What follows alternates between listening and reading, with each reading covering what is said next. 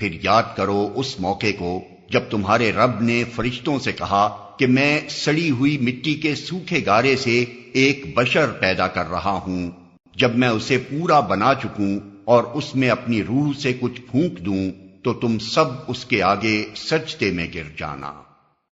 چنانچہ تمام فرشتوں نے سجدہ کیا سوائے ابلیس کے کہ اس نے سجدہ کرنے والوں کا ساتھ دینے سے انکار کر دیا۔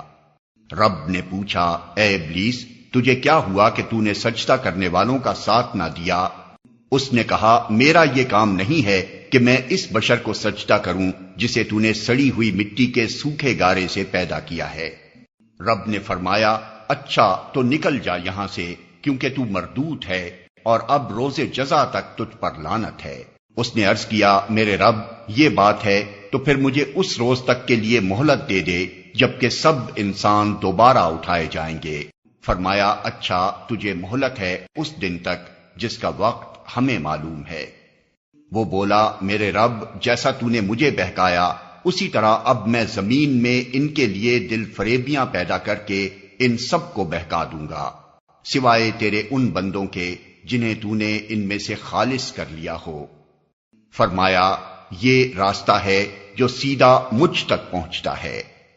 بے شک جو میرے حقیقی بندے ہیں ان پر تیرا بس نہ چلے گا، تیرا بس تو صرف ان بہکے ہوئے لوگوں ہی پر چلے گا جو تیری پیروی کریں، اور ان سب کے لیے جہنم کی وعید ہے۔ یہ جہنم جس کی وعید پیروان ابلیس کے لیے کی گئی ہے، اس کے 7 دروازے ہیں، ہر دروازے کے لیے ان میں سے ایک حصہ مخصوص کر دیا گیا ہے۔ بخلاف اس کے متقی لوگ باغوں اور چشموں میں ہوں گے، اور ان سے کہا جائے گا کہ داخل ہو جاؤ ان میں سلامتی کے ساتھ بے خوف و خطر۔ ان کے دلوں میں جو تھوڑی بہت کھوٹ کپٹ ہوگی اسے ہم نکال دیں گے۔ وہ آپس میں بھائی بھائی بن کر آمنے سامنے تختوں پر بیٹھیں گے۔ انہیں نہ وہاں کسی مشقت سے پالا پڑے گا اور نہ وہ وہاں سے نکالے جائیں گے۔